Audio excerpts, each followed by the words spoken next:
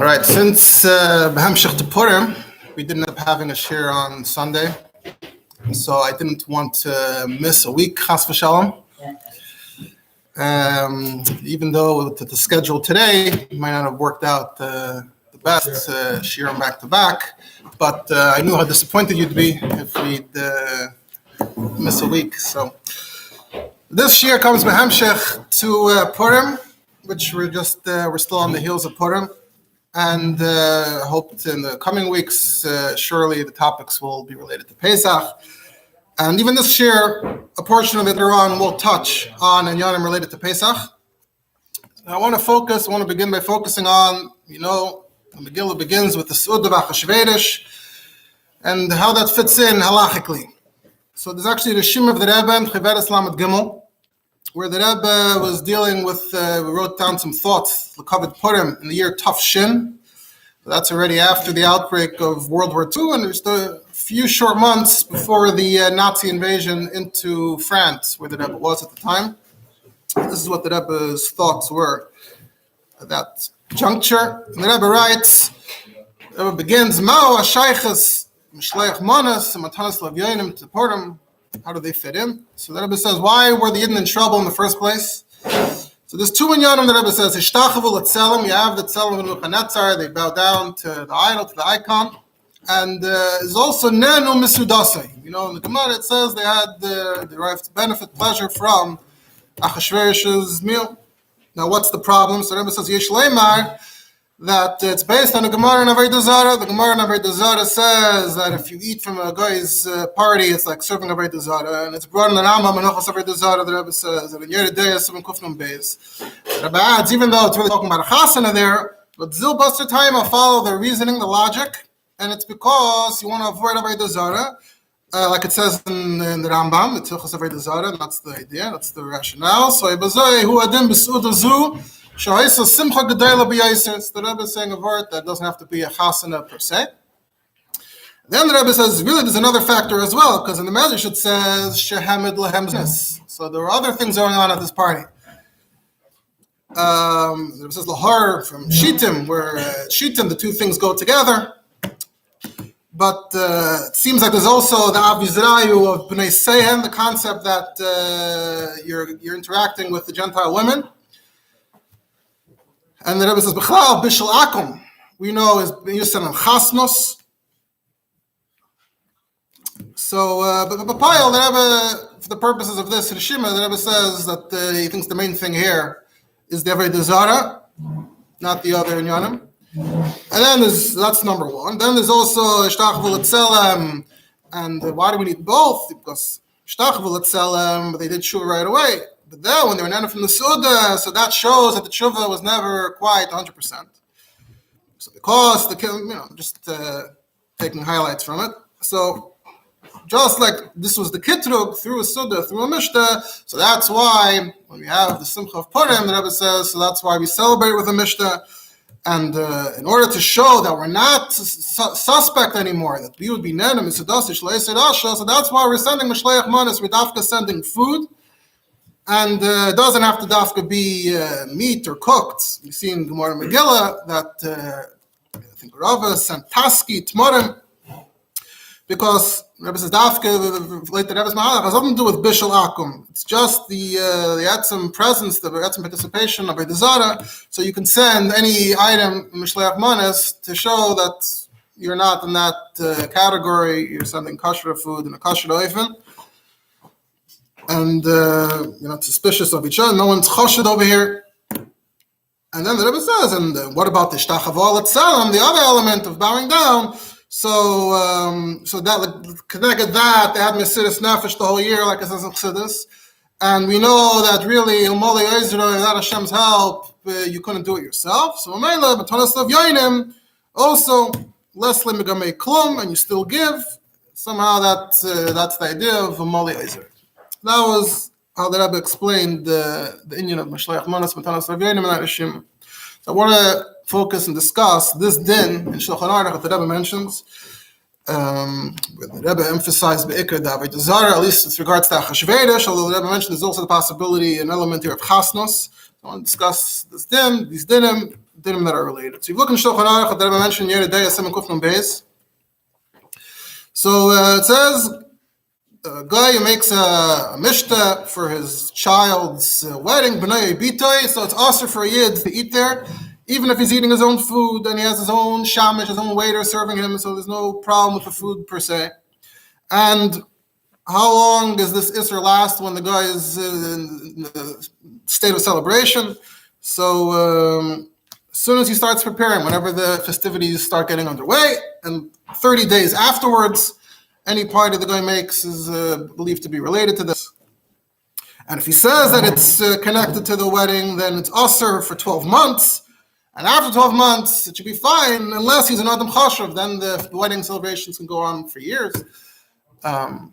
So Taka Meyam Loyes, he brings that someone wants to say, Taka, that Achashverosh had something to do with Vashti, even if it wasn't Mamish within a year, but Adam Chashav, something like that.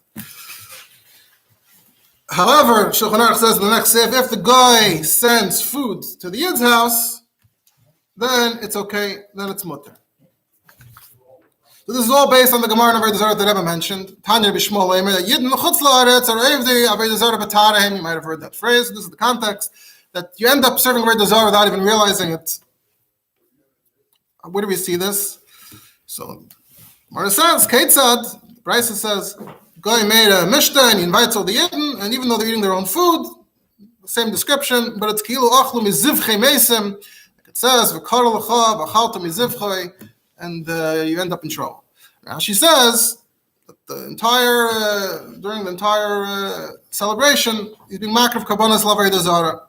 So the context in the Gemara is seemingly avodah zarah. It's Ramam Hilchas avodah zarah, Torah Shulchan Aruch also. That's the context.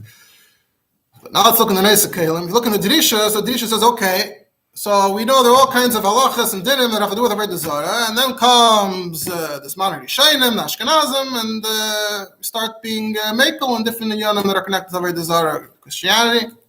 Already discussed that previously. So he says, Tzarechiyim, if we be mati here mishum eva. If you're afraid of the guy's reaction, if you refuse to participate, can you say, okay, so for that reason, I'll join the simcha? Because we say that for other things. So what about over here? So he says, Tzarechiyim, if you can compare, or here there's a pasuk. Pasuk says, a little hard to go against the pasuk, Mishameh. At least he raises the possibility, Lakula, like we said, like another dinner. If you look in the Lavush, in this simon, the Lavush adds a line. He says, "Taka sudas mishta, like shal simcha goin chasnas b'nai ubitay." Shulchan Aruch just said mishta l'chubas b'nai ubitay. The Lavush says sudas mishta shal simcha goin chasnas b'nai ubitay. Avol she'ar sudas shal darchei shalom mutter, but other sudas of darchei shalom, meaning for some reason you think you need to be there, and it's just for pleasantries. There's no major simcha behind it.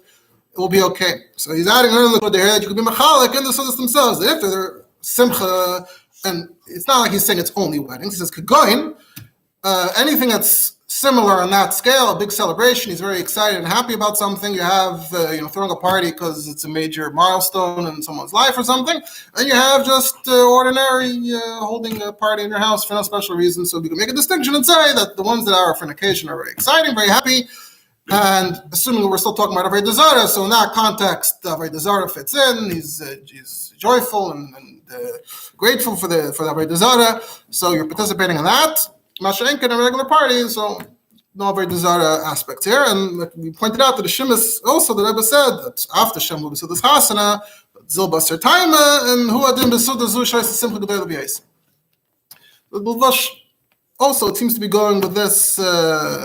It's based on avodah zarah, so it depends what the situation is. However, if you look at the Taz here says, the Drisha has this question about Eva. He says, I can't believe that someone so great would have such a question.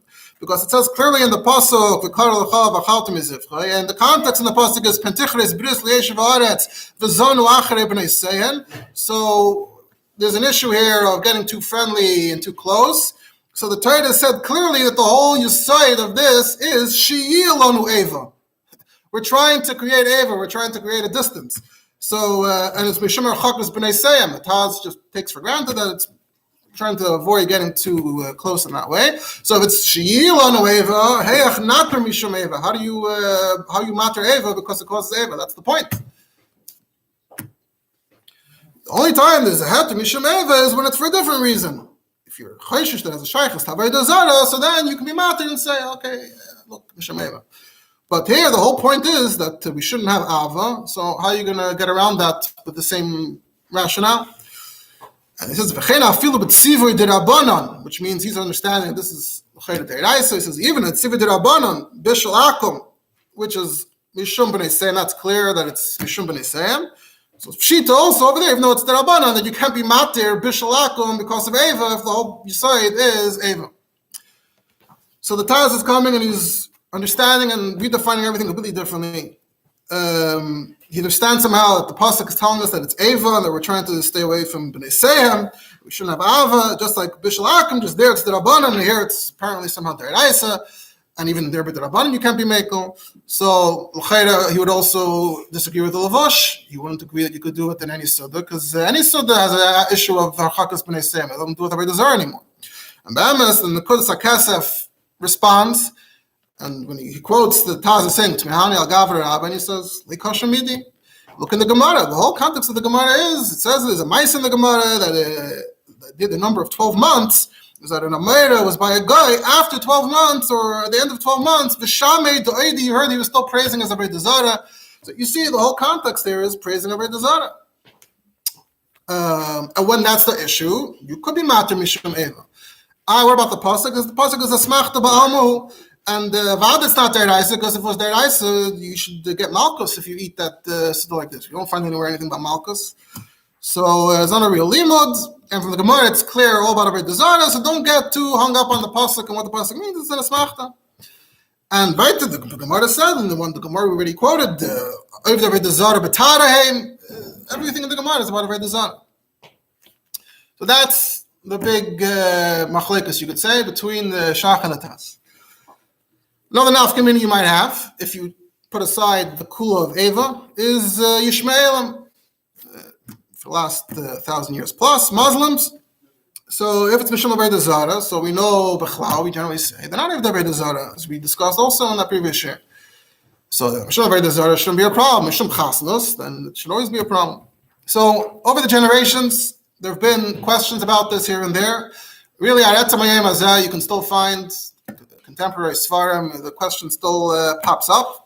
Not on the same level. Amol, it might have been someone in the government. It was a little more scarier. Today, it's just a good friend, an ally, someone who you want to remain on their good side. But the questions still are relevant, and we could really we could summarize in a sense, all the discussions all revolve around these points. Either you're chayshish more in the direction of the Taz and you're machmer, and then there are others that not so. They don't personally understand where the Taz is coming from, and there's others that seem to disagree. Don't drink wine. Even Mishum Chasnas, it's not like you end up drinking together.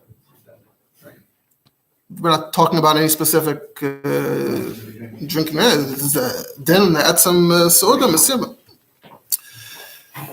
So then you have those that are tilting against the Taz, saying, look at the Gemaras, look at this, look at that. So some of them don't go all the way and paskin against the Taz. They stop a step before. You also have a question of whether you're allowed to come and wish the Mazel Tov without eating. Would that be better? So to go through some of these Makaitis, perhaps the most important source on this topic is Avram al-Kaleh. Didn't look up how to pronounce it exactly.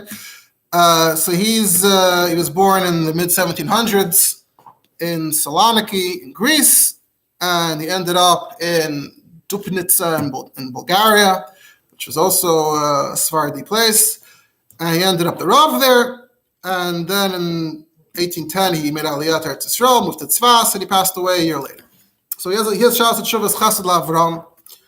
It looks like this, very pleasant to read, and doesn't seem to have been ever, someone's looking for a Shas Shuvas to. Here's one. So, but I I sacrificed on behalf of all of you, and I read through all the broken Rashi Isis. And so he starts off, he says, this is from, it's hard to actually make out the date. I guess Tuf Kuf Samach Gimel maybe is what it's supposed to say. Anyway, so he has a shaila. A guy is making a mishnah l'chupas b'noi, oy milas b'noi, because he's in a Muslim society, so they also make simcha l'milas b'noi. V'zimein la Yehudim, invited the Jews, so you're allowed to go and eat there. And is there a difference between a guy over the Zara and Yishmael? And is there a difference between whether it's a mishnah to chuppah or mila, which is similar to chuppah, versus if there's no shum siba, just simchas mereis ba'alma? And he says, Agavurcha, we're going to look into the question that we have part of our society likes to go im hagoyim el haginois v'oichlin v'sheisim yachad b'shulchan echad kol echad b'hitzasai. People like to go verbring with each other, and they bring their own food, but is that really okay? So he starts off by quoting the Gemara by the Zara and all the pratim from there. And he says, Pshat sugya. So it seems that it's all mishum lata daved zara. At least l'shaynis daved zara. Batara shamei deudi. Rashi said, etc. That he's being makriv daved zara. So it's all based on daved zara. And the Gemara keeps on talking about daf simchas b'nai ubitoi. So if it's not simchas b'nai ubitoi, so then it shouldn't be a problem. He quotes the Rosh. And he says also, the Rambam brings us in Hilchos Avodah Zarah. So also it seems like, there's other dinim we're going to see are in Hilchos Machalas Asuras, but this is in Hilchos Avodah Zarah, so that should count for something. Again, he says, you see clearly that this goes through the details, and he says again, Rambam, that's in Hilchos Avodah Zarah, and then Pas, Akum, and other things are in Hilchos Machalas Asuras, also in the Torah. So it seems that it's only begoy over the B'dazara, but not be a shmo. So also there's a tashbitz. The tashbitz was asked if you're allowed to shecht for the Ishmaelim and to eat from it. And he said they're not over the B'dazara, so their food is not considered zivchei mesim. So in another context where would we look at their food as zivchei mesim, the answer was no. So that's the same term we use here, zivchei mesim. So clearly, the Shmuel like Palchil of Dezara into Krevsham Zivchemes Mizman Azes Mamela Ein Shum Iser. And after he makes that whole point at great length, and he says, "Ella did Isila Taz." So now the Taz is causing a problem here. And he says, after he goes through the Taz, he says, "You could actually see a little bit of that in the Rambam, because the Rambam bring the pasuk of the Kacht Mebnesel V'Necha V'Zonu, which is not mentioned in the Gemara. The Rambam brought this pasuk in, which is where the Taz is getting it from, presumably. So there is an element of chasnus here. If there is an element of chasnus, then it wouldn't matter if it's a guy V'David Yishmael. And he goes into that. He gets into the whole leisis chatein, and that's a whole subject on its own. Who does leisis chatein apply to? Zayin Alam and not. But then he does that we can say that the Rambam is talking about chasnus as well, which is why he brought the pasuk with Kachnu Ibn Esav. Now, the pasuk itself is talking about a guy over the Avodah Zarah. So therefore, there's a context of Avodah Zarah here, but in a chanami, ultimately, it doesn't technically matter if the person's over the Avodah Zarah or not, because Yishmaelim, you also have the Chsha, Shema Yovel Eschaten, V'achakak Yosar Es V'yir Shemayim. We can fit that into the Rambam. So that's the other side, the Taz's side. Then he says, Baram, according to my opinion, he says, the idea that Taz says that it's Min HaTorah, part of the Taz's argument that comes from the pasuk. It's been Atayra. It's like a chazina kahai simana b'shum pasuk. I haven't seen any pasuk that says this. And the Rambam, he has lists of mitzvahs. That's the Rambam's thing. He has a list of all the mitzvahs. There's no indication of any such thing. So he goes off on length on that. Then he ends up by the Rashi and Shmois. Rashi and Shmois says, "V'chaltem izivchoi kesaver altash ein oines b'achilosoi." V'ani mala alecha k'meida b'avidasam shemitoich kach hatabav v'lekech b'bneisam levanecha. So Rashi also ties the two things together. You're being participating in their avodah and you're taking their children. Goes into the Mefarshim on the Psukim, and he says, maybe in hachach medivei Rashi, because Rashi is mefarish fidish shel mikra, so maybe it's not lahalacha. But then it kind of fears eyes from Rashi and the Mizrahi and the other mefarshim in Rashi. It seems takim ibn Isayan, and we could see, as we said earlier, you could see it a little bit in the Rambam, and the Taz said it with Azab Pshitos. So even though Afshanan Bani Yusin Kasavnu Masha Kasavnu, even though by Mahal would have been different personally, I'm not going to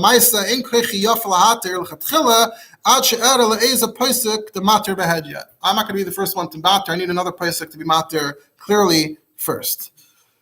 So in this case, the Sara Ir who invited Kol Bnei Ir Goyim v'Yisrael Lahavdom. So he says, if you say this is sisters, even Bishmaelim, so then even if they're not sitting together with the Goyim, even if they have their own circle, their own table, it would still be an Isser. As we see in Shulchan Aruch, even if he sends to the house, the Taz adds over there that if the Goy sends it to your house and says, gather in your houses and celebrate my Simcha at the same time, that's also problematic. Yes, the Mamash send it to your house and you have it on your own time, on your own schedule. Why is that problematic? Remember offhand, that's what the Taz says. Yeah, somehow you're still Hazmonasa. In this din, there's a word of Hazmonas Hagoy. If the guy summons and invites and you're participating, that's enough to be considered participation, even if you're not even there, according to the Taz, and that I guess is not as disputed and argued about. So he quotes this verse that L'halacha we say that Afilim Shaleich Lebeis Mishal Yisrael who Mazkir. That's the word that it says. She's asvu yachad havekriya v'yesh iser b'dover mis asvu yachad afil b'veisel moshe kosa shamataz v'via bar hetiv. So he says maybe even if he didn't send food, if he invited you and said bring your own food to your own house but celebrate and feel like you're participating, it's mashma from the Taz, and even that wouldn't be okay. So the kriya is the main issue here. So Bazai, that's where he ends up with that.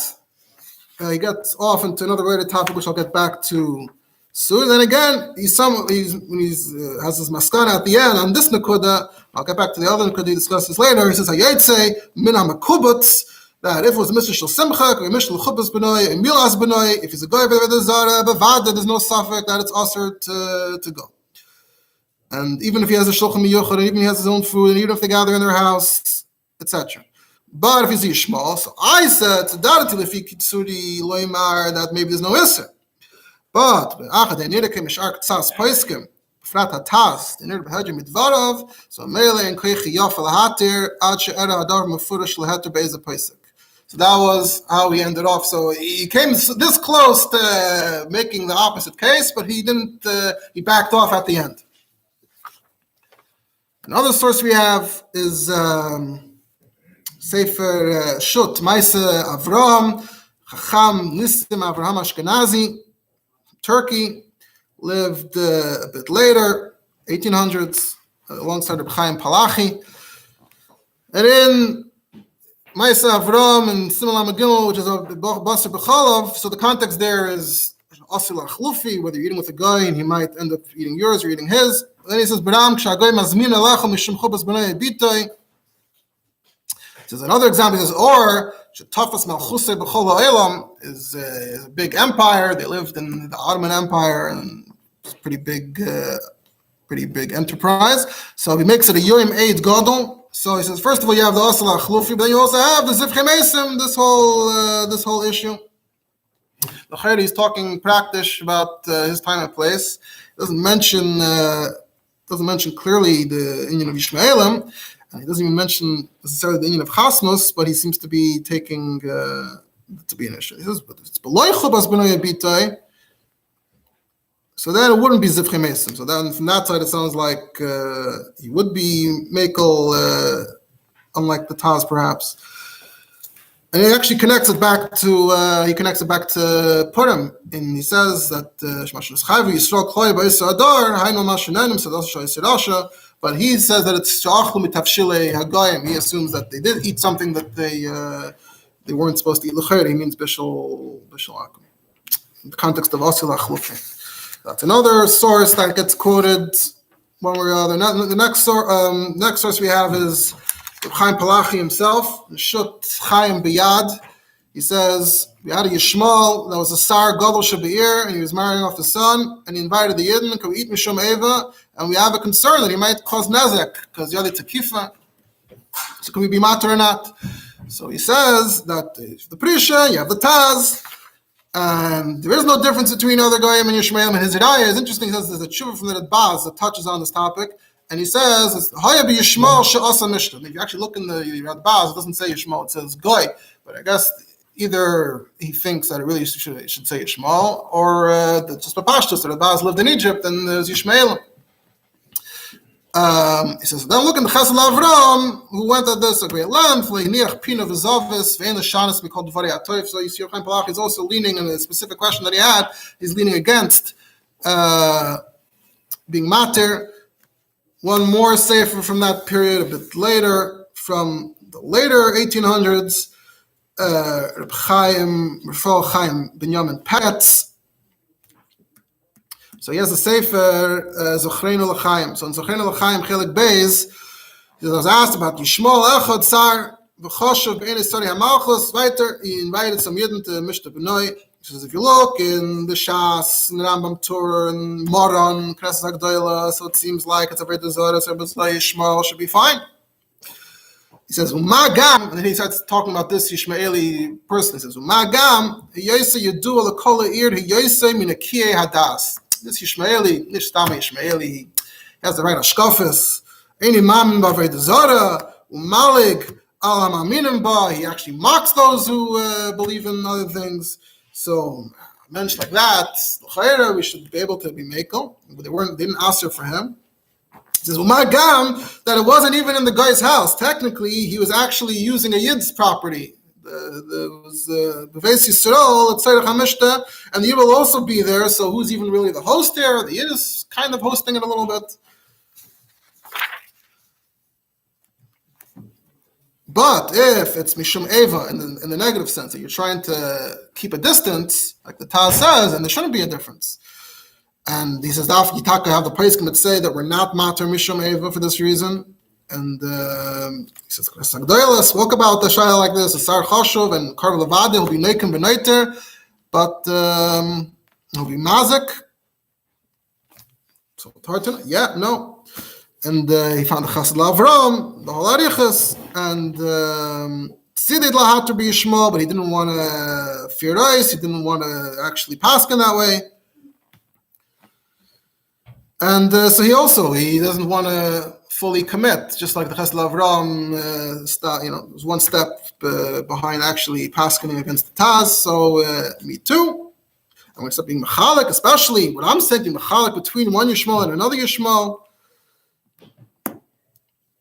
So this is what we're seeing in the Sfarim. Bisman Hazeh, we find this in a number of Sfarim. So you find the Moshel in the Mishnah Halachas or Menashe Klein. There's a tshuva from Tov Shalom Vav to a Rav in the Bronx, and the question was, can you eat that Mesiba Shel Goyim?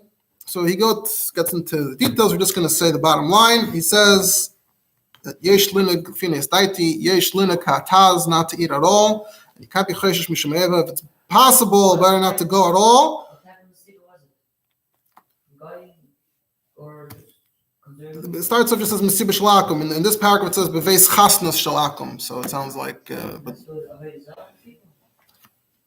I don't know if he was getting into that question of what type of people these are. He was talking about more Mishum Eva, and if you go with the Taz, so I'm saying even without Yishmaelim, the ones who lived in their hearts is Yishmaelim, so they were emphasizing that a lot. But the Drisha was already saying to be Mat Mishum Eva here, just like we're Mat everything Mishum Eva. So what Menashe Klein is saying is that you should be knowing the Taz and not eat at all. So he's implying that maybe it would be okay to go there and show your face, but not to eat at all, and not to be Cheshish Mishum Eva. He says, anyone who doesn't want to eat can always find good excuses why they don't want to eat and get around Mishum Eva. It's more, at least in our culture, it's more acceptable to say you're a vegetarian, you're a vegan, you're this, you're that. You come up with something and they don't feel hurt. And even if the guy understands that the issue is kashrus, a guy today should understand that as well. It's already more understood. People have their dietary laws. So better not to go at all. If you go, don't eat, like the Taz. But to go and participate of your own goodwill, that's mamish, it's wrong. And he already wrote, Kirah HaMaisa, you find in Bote Chareshes factory, offices, on the holidays, they have a toiki, and this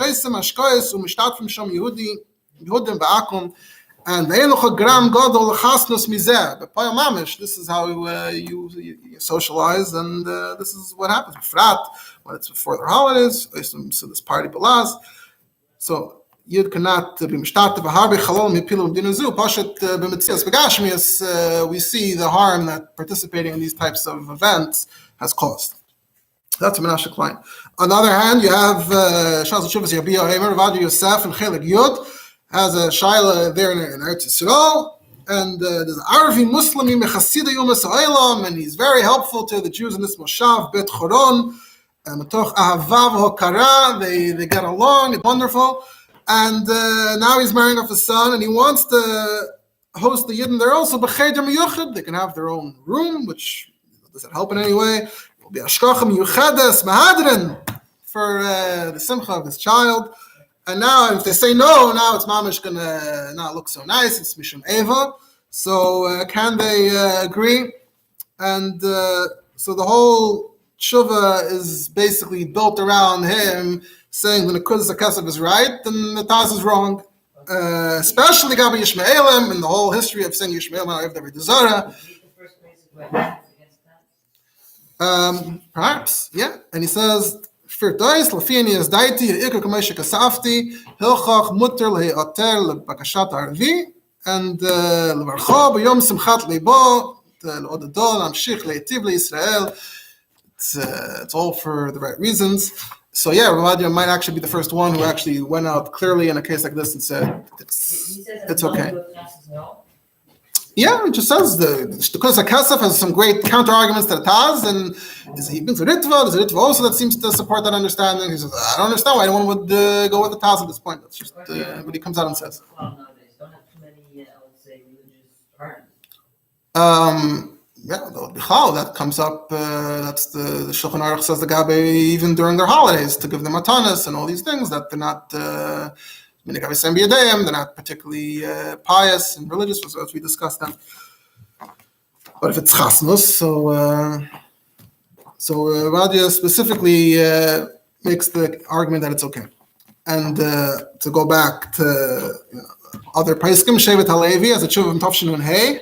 Someone of Polak from Reish Kolel Bobov in Antwerpen, and he says that in Antwerpen, what's the big industry in Antwerpen? So it's diamonds. So you have Soichrei Yahaloimim that have business dealings with Goyim Oivdei Avodah Zarah Mihoidu, real Oivdei Avodah Zarah for real. And the guy is making a mishter l'chasos b'noi, and the Shasat Chak, they want to make their own table, maybe their own foods. So, this is classic Shulchan Aruch, Simon Kufran Beis, and the Gemara, Zayed Drisha is Mesupik Bareva, and Frap is Man Hazeh, then I can go Azul Umaydi, although that was really talking about Christians, it's not necessarily about India, although a big portion of them are also not Dukim, Bemunasim, that came up also with the Sheitlach and the hair, and how everything, whether the things, everything they do, especially that particular thing, was it religious, was it not? So he says, even though the Drisha said what is Mesupik, but Taz Baraloi, the like Drisha. The Taz is very confident that the Drisha is wrong. So, Ein Safik HaDrisha, Moitzi Mivada Shal HaTaz. What about the Kudus HaKesef takes up the Drisha side? This is not Pashat the things, touching on Avodah Zarah and other things. And Gami Yedea, who knows if it's really Geder Eva, is your excuse really good? And that's them coming together. You see that it's not a good thing to be a place like this. And who knows, Dark Avodah Zarah Shalel, who knows even what they're doing, what you're getting into. So Hareini Maskim Le'isr, which is what Rav Polak had also argued, and Shiur Levi is supporting that.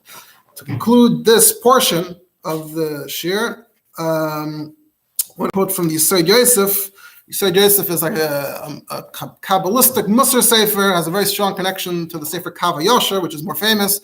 Also in that style, I think the Kav HaYosher copies a lot from Yisrael Yosef. So in Perek Pei Aleph, he's talking about Tainus Esther.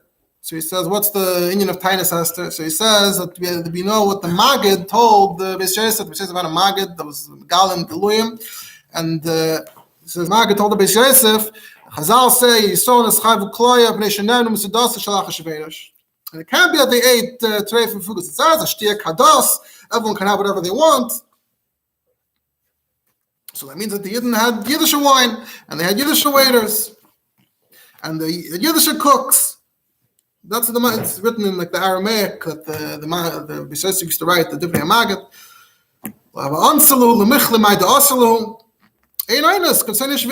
So what's the problem? He says, what they did wrong was that his kavanah was al pi Kabbalah. He invited the Yidden so that the Shafa, the Nachas Malayel, the Shafa that comes from above, it shouldn't go to the Matri Nisa, to Malchus, Knesset Yisrael, it should go to Sitra Dilei. And the Matri Nisa should get through Sitra Achra. And that's what Chazal calls Zuma, Hittel Zuma. That's the concept. And when the Shafa goes through Sitra Achra. And that's really all counts of the dollars. He says that they get first, and we, our hashpah is coming through. Pashut Begashmi, our hashpah comes through the countries we're in. Rosh, and that's the Gemara. So that's where this concept comes in. Besides, the way Golas is, but then Befratis, when you go to a party like this, where you're eating from them, so you're getting the shop from them, so that creates the model, Taka, that it's all going through them. And if they had a banana, then the Rosh wouldn't be able to accomplish anything because the Sitra Achra wouldn't be giving anything to Kedusha. But because they enjoyed from him, so Knesset Yisrael is getting from Sitra Achra. That's Hatal Azuma, even though it was Heter because of what we just explained. So Al-Keni, Frizoyis, Laman Hashem, Tehei Nizr Moed Moeg, Shagoy Eisa Suda, Shaloi Lehonas Moesa Suda, and even if he sends it to the house, even if there isn't an Isser, he says, Chalila Tav Hana, because Pnimius Yanyanim, it's Matal Zuma. Unless it's Mamash, Shulchan Aruch says that it's live animals, so then, just because the guy gave it to you, but the guy didn't treat it, the guy didn't prepare it, so the guy didn't inject his Tumah, he says, Chalila, Chalila, Chalila, Tla Zimna, triple Chalila. If you don't watch out for this, then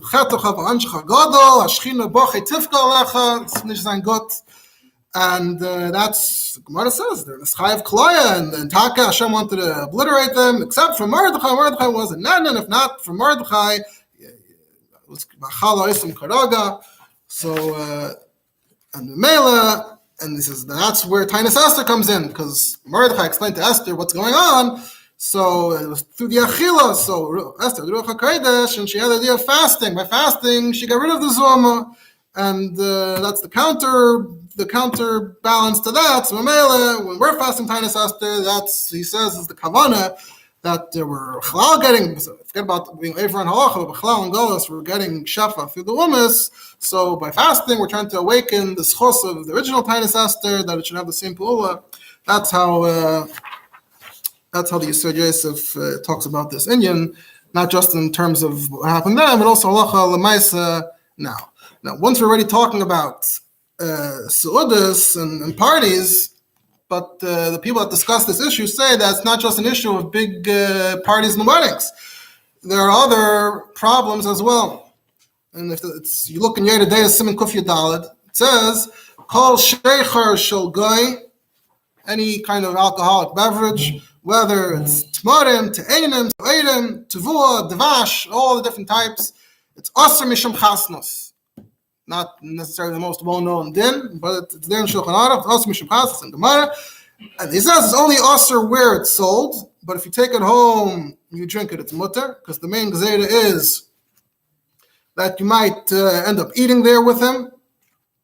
And the Hagufa, it's only when you're kiveh yourself, you park yourself to drink. But if you walk into the house and you grab a drink and you walk out, ba'krai, it's mutter.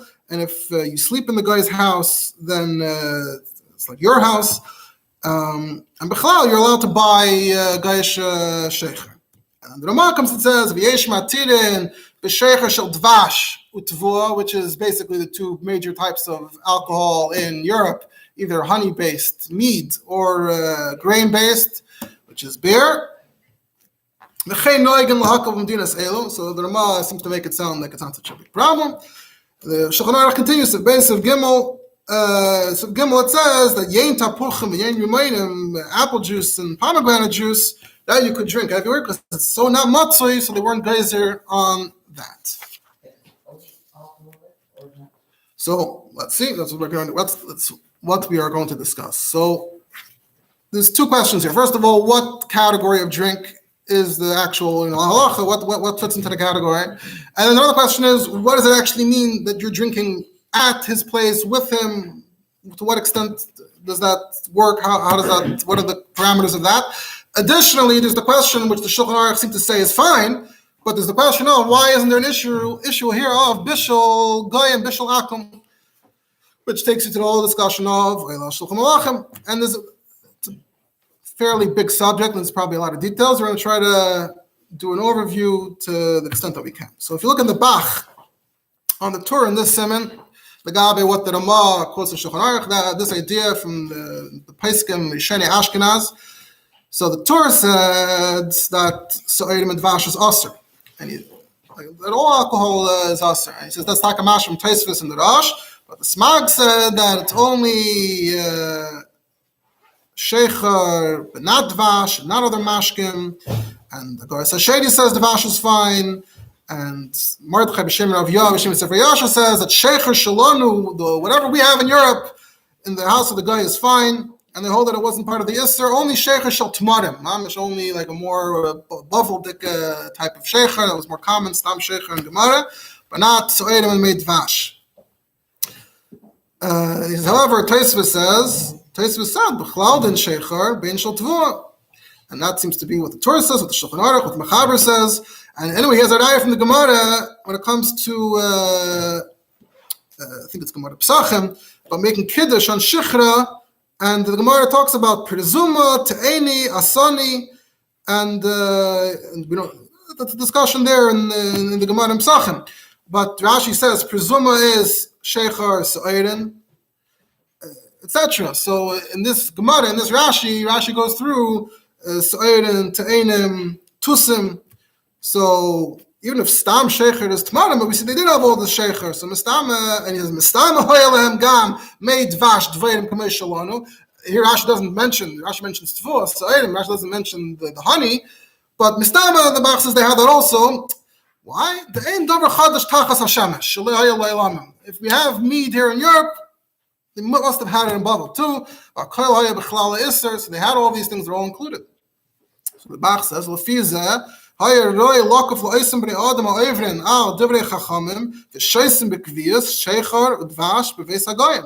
we should actually go to war on this. But I didn't see my Rabbi actually protesting. That's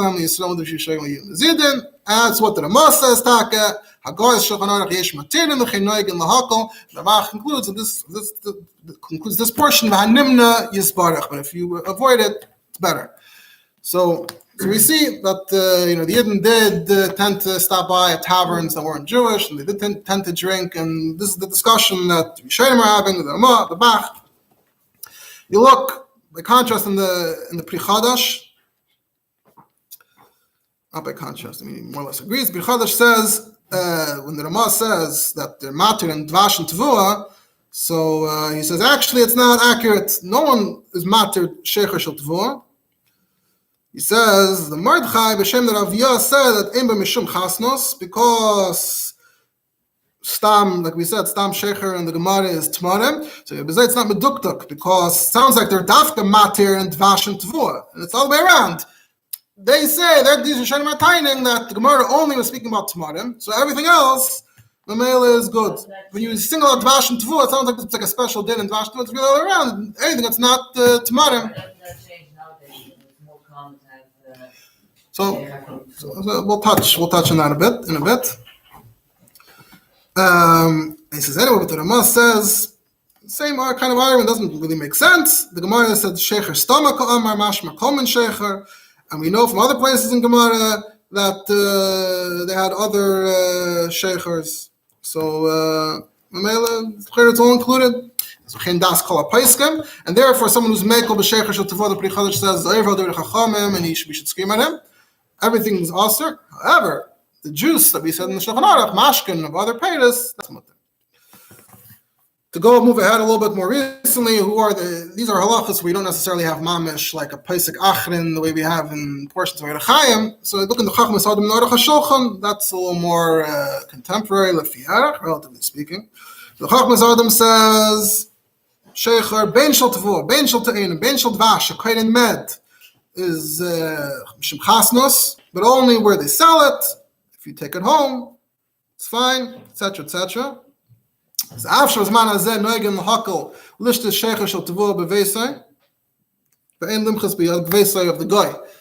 though now we see that they are makel to drink by the guy, the beer, the sheikh shel tavor, you shouldn't scream because there are those who say it's okay. So I am Pri Chadash. So the Chachmas Adam is in his, just a more practical sefer. He's trying to distill all the halachas, pun possibly intended. So he's leaning more towards saying it's not really okay. Other than the Aruch HaShulchan starts by quoting the Ramah that it's fine, and it says v'lo nishma me'olam shenizharim b'zeh, and that's why you have the Rishonim that say there's only sheicher tamarim in the gzeira, not tvua, not dvash hanikra mid, and this is lachin gam etzleinu shemashka yash he ikar hamashka mikol makom ein shum zehirus ba. Even though the time of the Gemara, I'll go for sheicher tamarim was the ikar, now yash was the ikar, but there's no zehirus because another vart that the Mordechai says b'shem Rabbi Hashem in the time the b'sheicher shalanu ein kol kach kirav das. You don't bond over to these times. You don't bond as much over this type of drink. Sheikha Tamarim was more chashav, and that's why only Sheikha Tamarim. That's part of the rationale to say only Sheikha Tamarim. Mashrenkin, something that's not as prestigious. So he says, if he's a kal v'chomer yash, mashke pshuta me'oid. In his corner of Russia, yash flowed like water. It's very pasha. So you're not going to bond over. It's not a special occasion to drink this. It's just you're drinking it almost like water. So even made dvash, he says, the Metzia says you don't see the kirav adas. So there's no chashash except for wine, of course, itself, meaning other juices. Obviously, wine is a problem. Other juices is not. And even though there are other expensive drinks, he says kamoy, rum, porter, the cognac, which are all still called the same thing today. And there is kirav adas, that you're sitting down to a glass of cognac sounds like it's a little more serious. But he says, on the other hand, there's so not matzah mipnei hayaker in his corner of Russia that was so expensive that no one could afford to drink rum, porter, and cognac. So it's like yain tapuchim and yain yomayim. It might be special, but it's so unusual and so rare that there's no gzeira. So mamela, no matter which way you go, you're not going to be nichshel. Look in the Shut Shevet Halevi, Chelik Beisam and Gimel, where he has ha'aras, just time ha'aras v'chidushim on Shulchan Aruch Siman Kuf Yeridei Siman Kuf Gimel through Siman Kuf Chav Gimel. So he quotes the Ramah V'yesh Matirin. He says, look in Darchit Shuva, who quotes the Aruch HaShulchan, and Ram, and he writes parentheses Nira Dehu Ram Shalanu, porter, cognac, etc. He says Lanias Daiti. Sounds like this is the one thing that he has to disagree with Aruch HaShulchan on. You can't be makel on those more expensive mashkoyes. He says, first of all, shchichi tuva ve'enim b'yekar klal. It is not like yain, although yain tapuchin itself is more common. But whatever the concept of uncommon is, you can't say that about these types of drinks. Lanias daiti, you shouldn't be makel on maisa. So yeah, because it's shchichi, it's not b'yekar b'oid. There's the halachic problem of these things. Cognac has wine mixed in, so chalila. So it's not even fully resolved what you could drink and when, according to who. It's not even fully really. I can't even say there's a clear maskana. I would say my impression from all of it would be that besides you see the Gidrei Hadinim and the Gemaras and the Rishonim, but it ultimately seems to boil down to in any given time and place, is this something that you bond over, or is this something that you just happen to drink? Is it considered too expensive, or is it considered expensive enough that it's special, but not too expensive that it's not included? That seems to be the general takeaway that you get from the even in other, even not the ones that the Shevet Levi said. The other, if there's a vodka, if there's a whiskey, scotch that is considered special enough, so then that would also be problematic. That would seem to be the maskana on that point. Then is the question of what does it even mean that you're in the presence, that you're hanging out with, what's a mesiba? Rambam says that if it's a Reiv Yisrael, it's good. But what is, first of all, there's a Yeshayim that says that the Reiv Yisrael only works if it's in your own house. But besides for that, what if you're at a different table? So let's say you go into a Goyish place and it's let me know the alcohol itself, it's a problem, but you're at your own table. Or mechza, what if it's 50-50, mamish, 2 and 2, 3 and 3? What if the guy is coming to your house? Does that make it better? And then these questions actually come to the Maisa. I was once asked by a shliach the Maisa. You had some kind of friend, a supporter or something, and the guy come over to my house and we'll have a drink together. That was his question. And you start looking into it, and it's mechza, 50-50, your house, this house. Someone just pointed out to me that you have a mifsaim, you go, you make a l'chaim with people, but there's a lot of goyim there. There's reiv goyim that are maybe joining in. What's this? Although if it's so casual, if it's cheap alcohol and it's not so maybe I'll be the previous discussion, maybe it's not as problematic. Other hand, why are you making a l'chaim with him? You're making a l'chaim in order to bond with this guy. So I'm being mu'ayr that there is an issue here. Take, like I said earlier, the Chesed Avram also got into this question. He said, if we're already talking about this, what about Su'udah that's not Shal Mishta, but what about this whole din of Machalas Asuris, Lishtis Imohim? And that's where he gets to his other question at the end of this whole thing. He gets to his question about that he mentioned in the beginning, that you have the Yidden that go hang out. So he says, Yesh Lahakal. If the Yidden are sitting at their own table, because even if they're the Miyut, but if they're at one table, then if the Yisrael are miyot, even mechza, everyone would agree that it's aser, whether to eat or to drink, whether it's goyim or whether it's Yishmaelim. There's no chiluk here. It's clearly mishum chasnus according to everyone. He says, "V'nam in his harmazan, in his society, people are not being careful. They're going out to the gardens, kayets, together with the goyim, and they sit at one table and they eat and drink, and even if they're not eating, if they drink yain saraf biyachad, and no one's thinking about that, is there Rav Yisrael, is there not, and you have to warn them.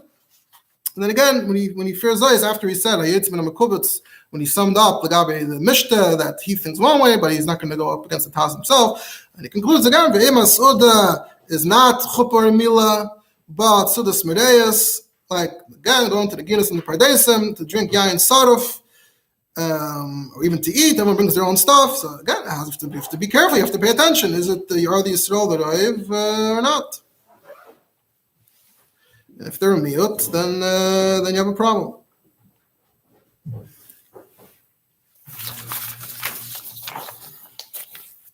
So leaving it at that, if you ever have a practical question, it's good to look into it.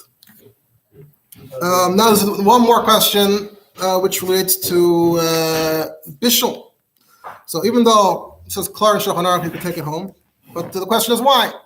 And it's clear from the Gemara really, but why? So Tosfos Amar asks why, and Tosfos said two answers. Either it's not Reil al Shulchan Malachim, which becomes its own discussion, or Tosfos has this idea that the Tavua, the grain, is bottled to the water. We see this like the bracha. The grain has a bracha, and then it becomes bottled to the water and becomes a shahakal. So the same thing for this. Comes the Bach, and the Bach disagrees and says, first of all, it is Reil al Shulchan Malachim. They drink beer now, al Shulchan Malachim, so you can just say they don't drink it. And how can you say it's bottled? These brachas have their own gedarim. If it's nishtanim ibriyasai, then it loses its, then it already changes the bracha. But it doesn't mean that the thing is not there. He says if this is chametz, if there's a kazayas of chametz of grain in this beer, of course it's mistaref the kazayas chametz.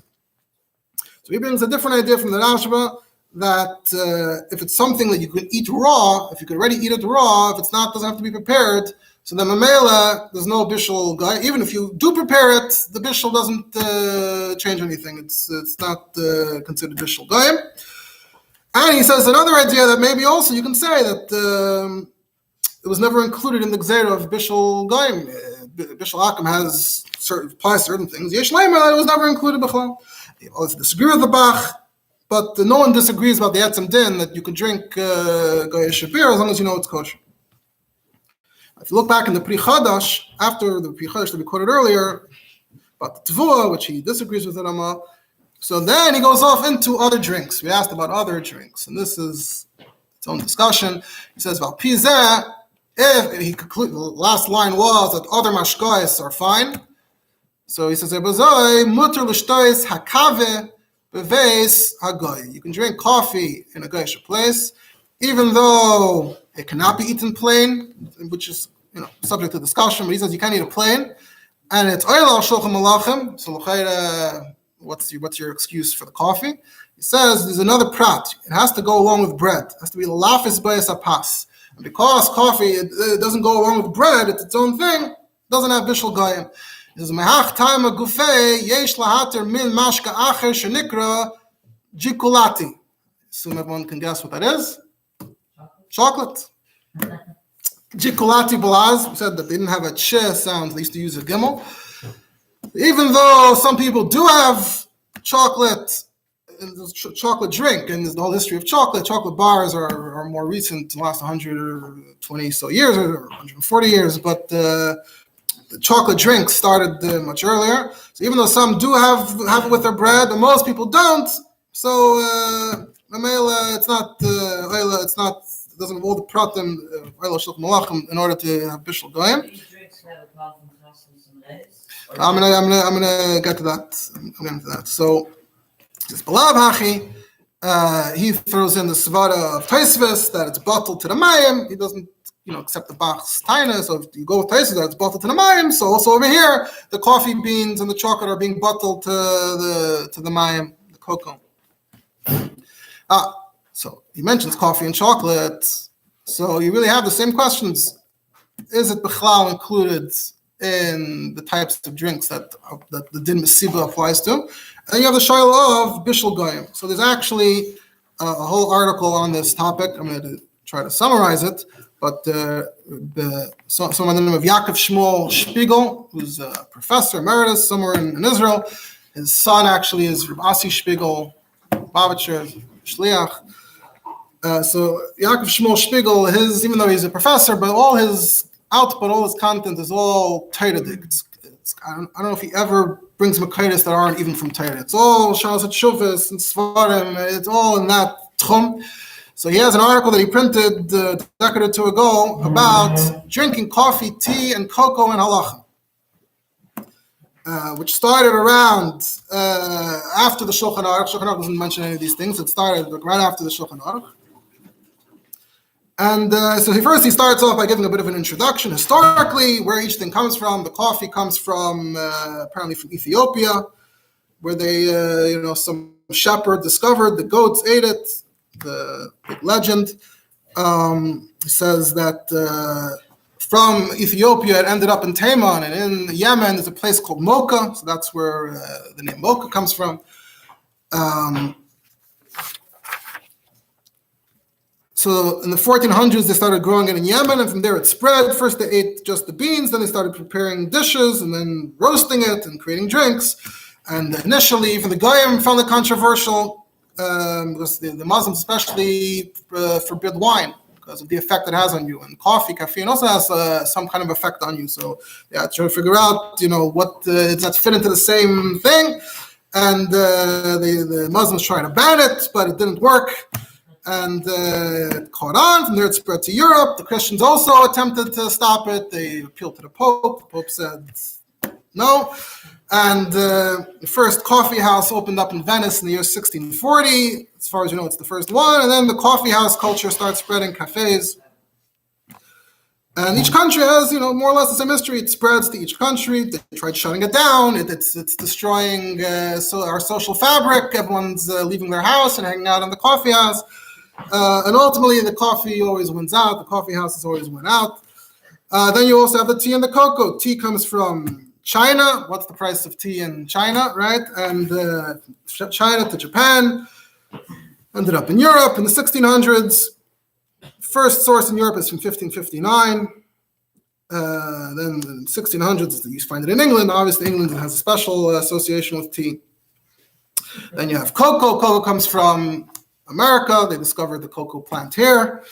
And slowly they developed and invented the concept of chocolate. So that's why it's like an American, chocolate. Maybe? No, but it really caught on in Europe first. The culture on chocolate is from Europe, and then it came back to America. That's really probably what happened. So he says the first shaila is from the Radbaz in Mitzrayim. So that's actually around the time of the Mechaber. But the tshuva of the Radbaz, he says, you asked me about the Priya Nikra Albon, which is also in Arabic, you have the name coffee, but you also have that the coffee bean is called Albon. So you asked me about this, the bean and the drink, which he says they make from the klipe hapriyahu, which doesn't sound like the way we do it now. So there may have been an evolution of how they prepare the drink. But you asked me if it's mutter or aser.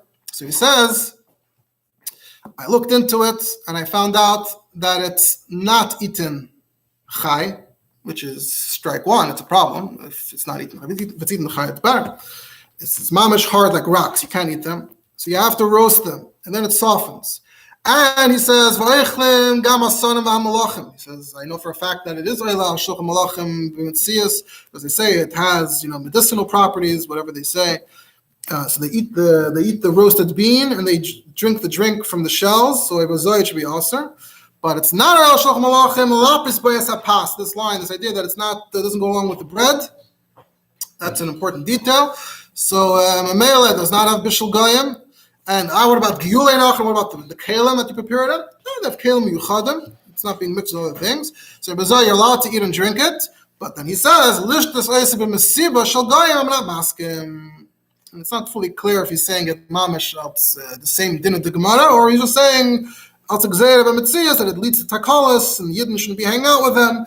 And then he says, the kol shekain shamash kahu ein bo leitam v'leireach v'leimara. Could be he's talking about a much earlier stage in the evolution, but maybe some agree that it's still true.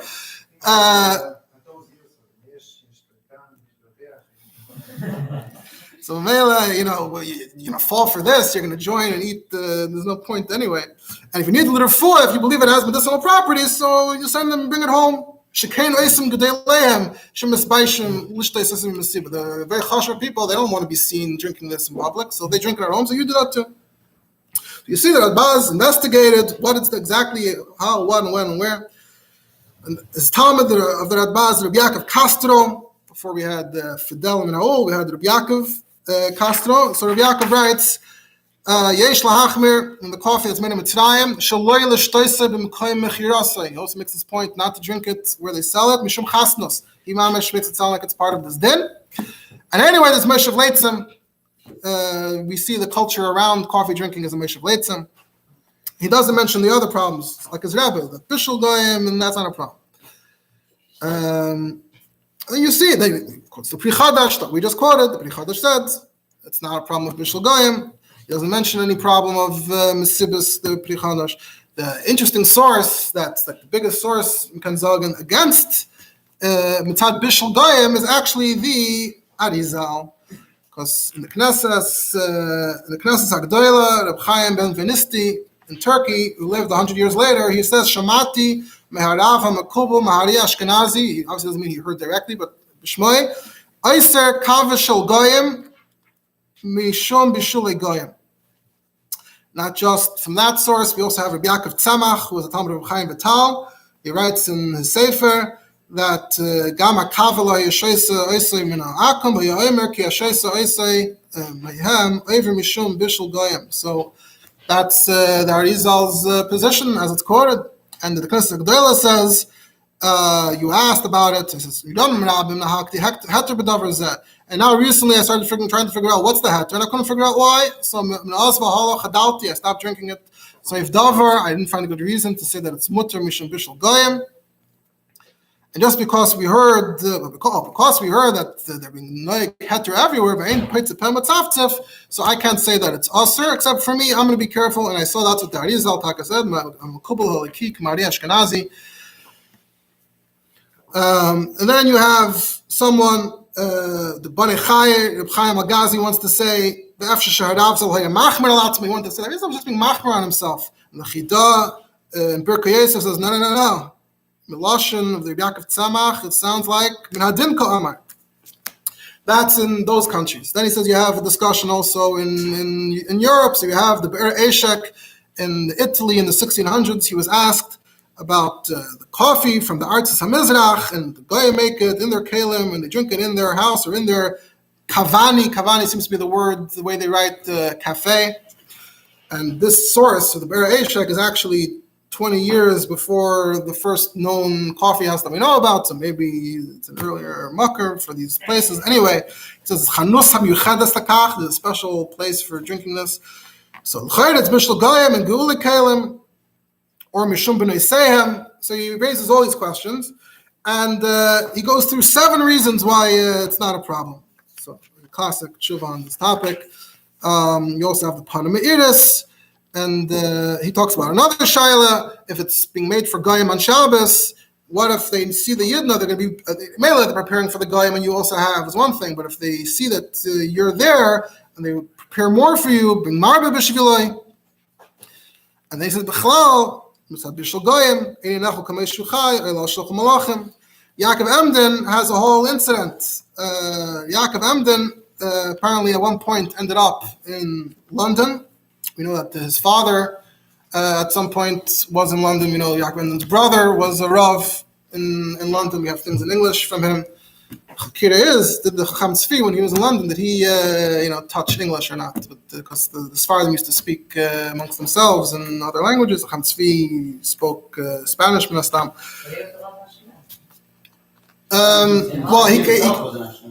He's an Ashkenazi. He learned in Turkey, and in England he was a Rosh Sfardim, the only worst Sfardim I think at that end. In Holland, then it was the Ashkenazi, and that's part of the tension that there was there. Anyway, so there's a connection between his family and England. So apparently when Yaakov Emden was in England, he drank coffee in a guy's house, not a coffee shop, but in a guy's house. And even though the Ashkenazim Hayeshim Sham told him that it's Osir Mishum Chash Chalav, he still drank it. And in fact, he said, we heard that you said that, I already heard about it, we don't care. And I can't believe that this is true. Is the story true? What's going on? So Yaakov Emden wrote a long tshuva and Sheilas Yavitz to defend himself. And part of what he's getting into is, what's B'chalal doing with coffee? Why we're not being chayshish for bishul? It's oil shulchan malachim. You can't eat it kamei shuchai. So they rely on this svar that we already saw that it's not malapes, it's apas. What about shaklati? He says there it's a bigger question. It is a lapis bayas apas. And koshkin it's oil shulchan malachim. But he says, you can take the word of Taisvis. Taisvis said by beer that it's bottled to the water. Say bazai, coffee and chocolate, you can also say it's bottled to the water if you go with that. Anyway, he says, I investigated the cocoa bean, and you could eat the cocoa bean while it's raw anyway. So, Mamela, in fact, there's a question what bracha you make, which is its own big major discussion. Adiyam, as I'll mention in a second, what bracha you make on chocolate. So Eitainas, you make Bayir Pri Hadama, even though it grew in a tree, but it's not the main payday of the tree. So Mela, it's not a Bayir Pri Eitz, but it grows from the ground, so it's a Bayir Pri Hadama. And that's when you make a shahakal once you turn it into a drink and went down from Hadama to a shahakal, because otherwise, if the only way to eat it would be by drinking it, then you should make a Hadama, because that's the proper way of preparing it. So anyway, it's Maya Ba'alma, and Mamela, there's no Bishul Goyim. And Mamela, you could drink it in a guy's house. And also, shash, they mix other things in. He says, also the Orach HaShulchan says, Onu shoysem atei. In Russia, tea was very big. So he says, Esav atei is batal agabe hamayim. V'chein mutar lishtes kavim v'shakolada. B'lei cholav b'nei shebatal hamayim. So that's this discussion, a taste of that discussion as it began in the 15, 16, 1700s. Then you have the big discussion b'chalal about what bracha to make. But like I said, Adei Mazeh, they're still arguing about it. Rav Moshe, you didn't say that Rav Moshe said halacha that Rav Moshe said you make a shahakal on chocolate. Shlomo Zalman Auerbach said you make a ha'etz. So, which is not so well known, but yeah, so Shlomo Zalman's shit is that you make a ha'etz on chocolate. Yeah, that's how you prepare chocolate, and a finished chocolate product is ha'etz according to Shlomo Zalman. If you have like chocolate covered nuts or something, so it should be an eighth and everything. So then you're making it more complicated. But yeah, pashtus, what bracha do you make on chocolate covered nuts? It mentions here the Chidah. For those who have taken a look at the Chidah's diaries, the Magal Tov, so he always mentions all the interesting people he met and all the things he heard about them. And then one of the things he mentions is also what they served him. So he often mentions that they served him jikolati. And he mentions one place, V'hagoy asali kavod gadol v'nasal anu jikolati. So from here you see that the Chidah, Derech Hagav, is telling you that he didn't have a problem taking it from a guy. You can say you drink instead of the gave. Yeah. Like the chocolate on Pesach. Yeah. Then there's another question. Just to go through quickly all the other interesting questions, because it is interesting. We're just touching on everything. The question is, do you make a bracha achrein or not? Because you sit and you sip it and you sip it and you drag it out, and you don't necessarily drink a shiur in the amount of time. Shiur revius. Whole discussion. And what you start seeing in some of these discussions is that there's a machlekes and mitzias, or different people drinks differently. So some say, well, maybe you should leave some at the end and drink when it cools down. Then you can drink a shiur revius. And others say, no, you don't do that. No one drinks coffee that way, tea that way. So. Can't you do that? Rabbi says that we don't count the fish as a base, we count the Christmas. Right, but It's still committed. could still have been much. It's very hot, so a small sip, you can drag out for a very long time. Just knead it over. Yeah. So this was part of the discussion of what to do, how do we drink it.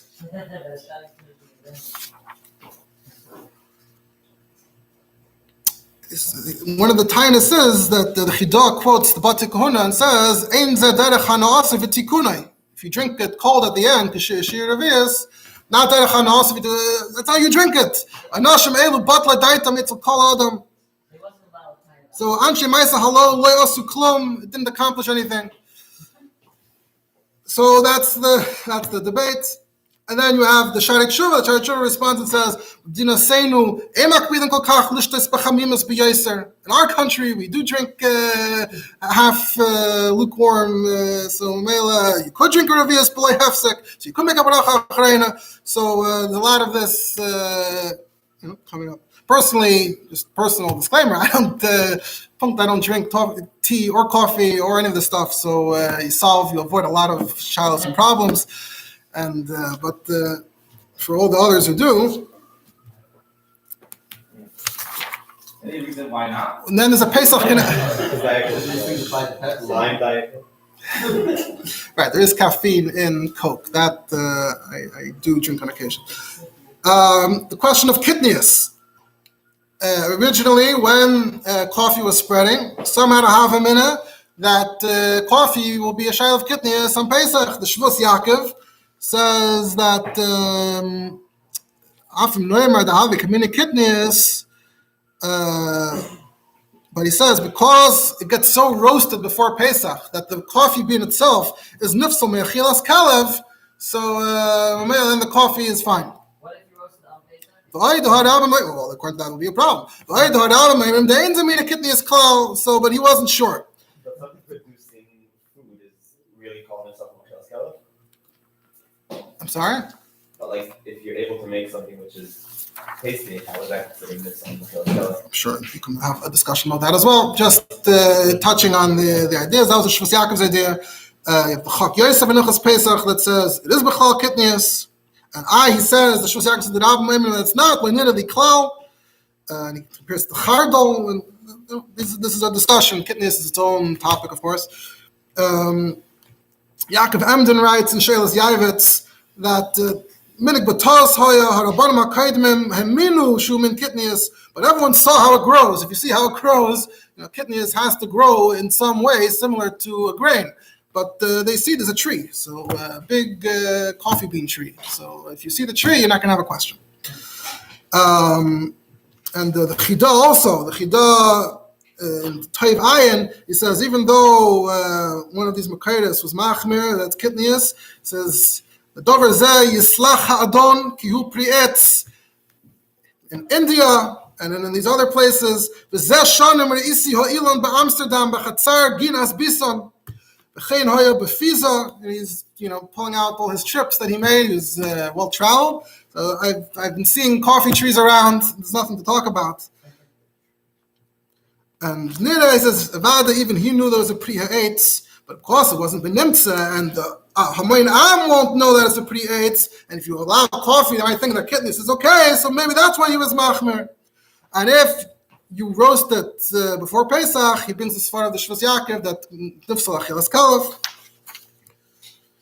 And the Shari Shuvah just says, "Kaimas elu neigim heter pashut the coffee." If you, unless you have other chumras and yanim, it's not the kidneys. It's not that's been eliminated. And Ekres Moshe Bechlal has a vart. God said Ekres Moshe has a vart that it has to be something that was in Europe at the time. If it wasn't in Europe at the time, it's not included. So he says, Mamela, potatoes do grow, not mamish like grain, but they grow, there's two shilas. If it grows like grain, or it's like stored together with grain, and potatoes are stored together with grain, so there would be a reason to ask them to say, but we know potatoes came to Europe, and no one ever asked them at Pachala. For carrot, it's the Pesach staple, potatoes, right? One thing that people are going to eat, even though the Messiah can't go back more than a few hundred years, because Pashut was discovered in America, but it was Niskabel as the Pesach food, and the Moshe says that Pashut wasn't in Europe at the time, so if it's not in Europe at the time, there's no problem. This comes up with quinoa today. Quinoa's from South America. It's even more, a little bit like grain, but so it depends which shita you go with.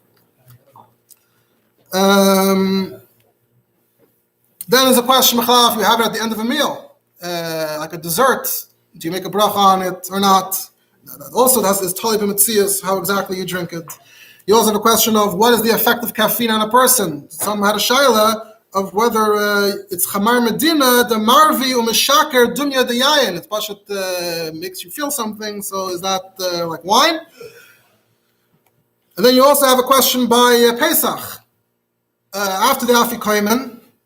So you're not allowed to drink wine after the afikomen, but you can drink other drinks. So can you drink coffee after the afikomen? Is it like other drinks, or is it like wine? So later. No, well, you still need to finish, right?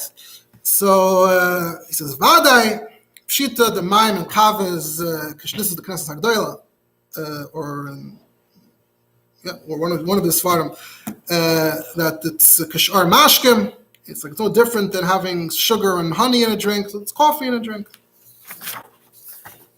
And there's more of this discussion. Then there's the question of drinking it before davening, assuming that those who don't go with Shittas Chabad, that everyone's together refuah, we're all having before davening the refuah.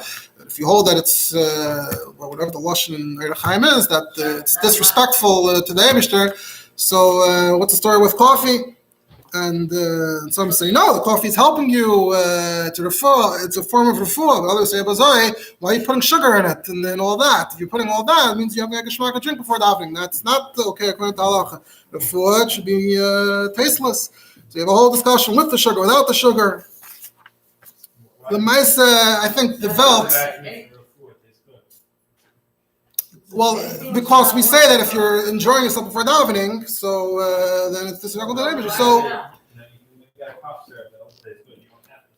but Payal, Marshall, when we eat the food before davening, we're not makbid that it shouldn't, because it's just the general eating. You just need the general food in your system. You probably shouldn't go and have birthday cake before davening. It depends. But anything which is not water, the problem for that. Okay. Right. But if it's helping you with davening, then it's a refuah. That was the time. If it's a refuah, then why is there sugar? That was.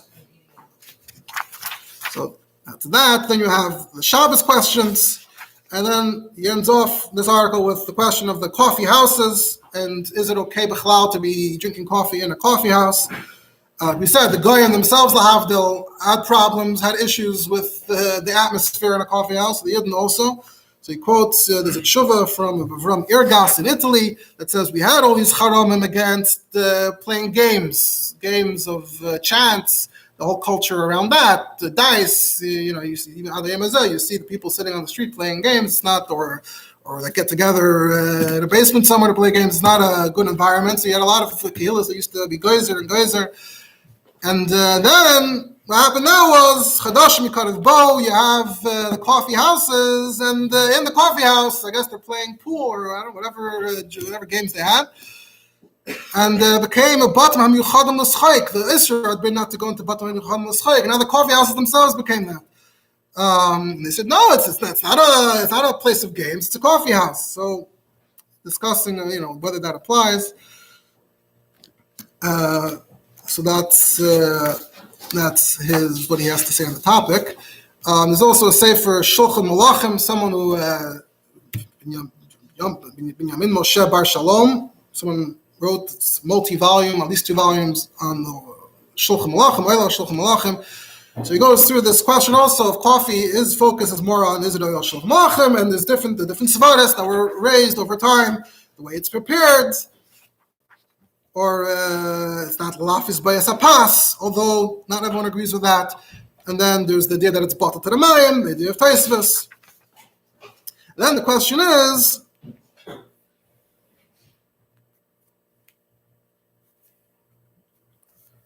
one second. Then the question is about having it in. So Adem Azeh, you still have this discussion, like what is talking, we know, everyone knows today about Starbucks and the Kolel, but is there really still a problem with the idea that it's coming from their place? So he quotes Shas Tshuva Shevet Halevi. It says that you have the Bach's vart that, or this is even, the Bach was talking about beer, and the idea that it wasn't part of the Gzeira, that's a davar tamur to say. But the Iker, he says, is that it's batal l'gabe hamayim by sheichar. So it's batal l'gabe hamayim by sheichar. Teisva said, so you say the same thing with coffee. That's the Shevet Halevi.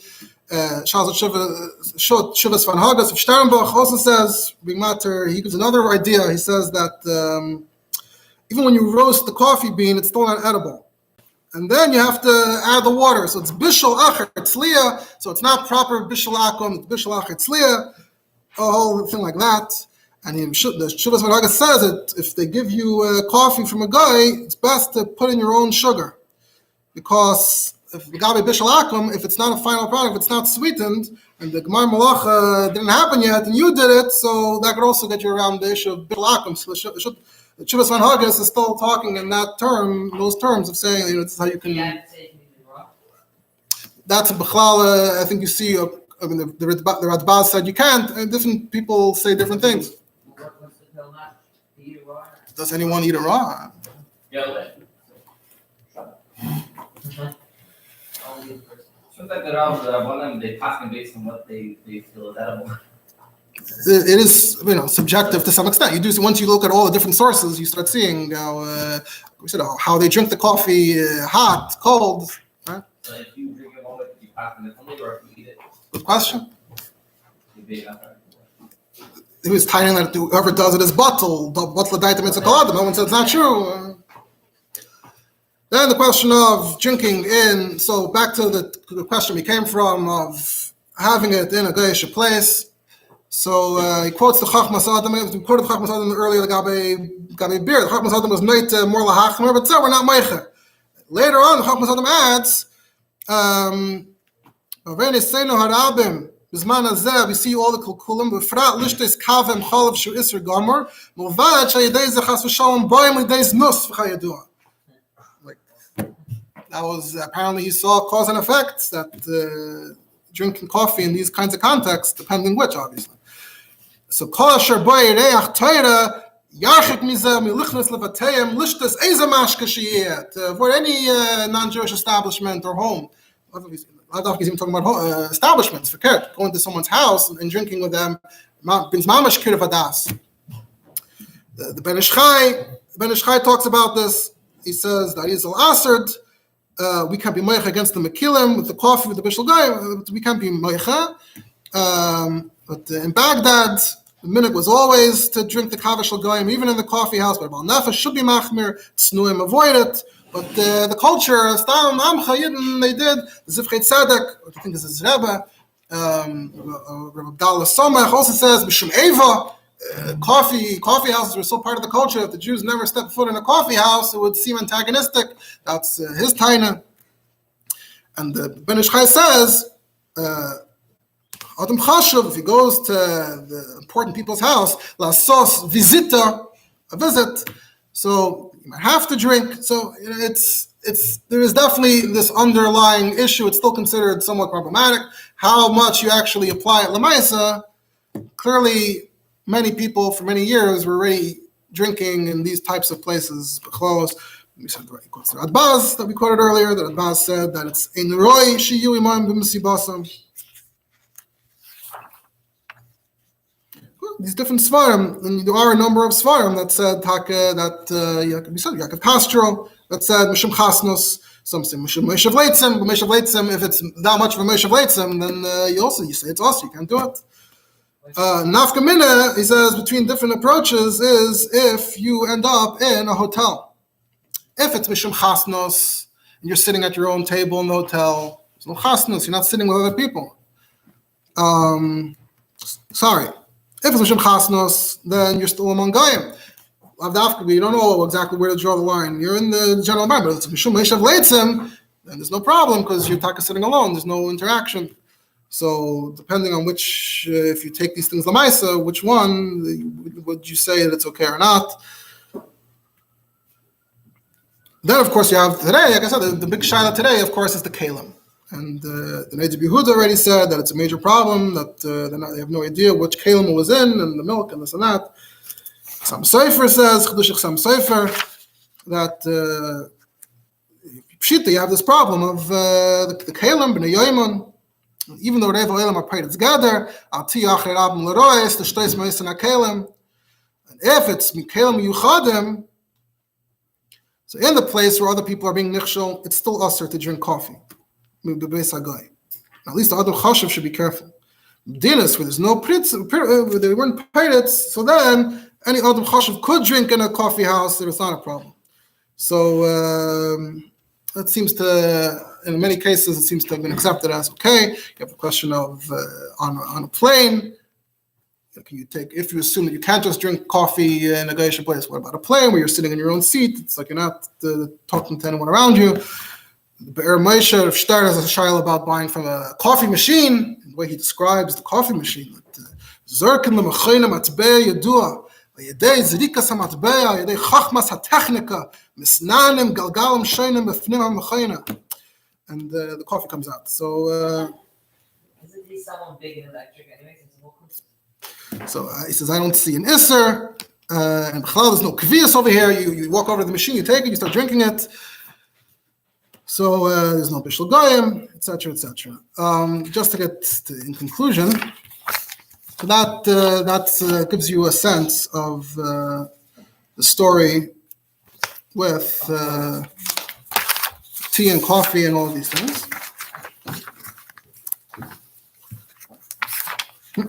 Seem to have misplaced the page I'm looking for, but I just want to conclude. There's a shiur from Moshe about this is shaykh to Moistus, that you have a guy that gives money and you want to host a party at his place to honor him for this type of thing. And Rav Moshe says, no, you can't really mitzad misibis shel goyim and all of these inyanim. It's problematic to be hosted by him in that way. And then he goes b'chalal into the shayla, you're accepting from a guy, and it's, which should be discussed previously, taking money from these places. And on the other hand, he says if you do it in a certain way, if it's not so much of a schus for him, so then it's not so. And if you have no choice, if you're mamish penniless, and Yeah, I said I don't have it in front of me right now, but that's information on the question of where it comes up in the context of honoring Goyim, whether you're B'chal even able to do it, even if you are, to be Nizar and how you honor them and this and that, to make sure you're not being over on this halacha. That is.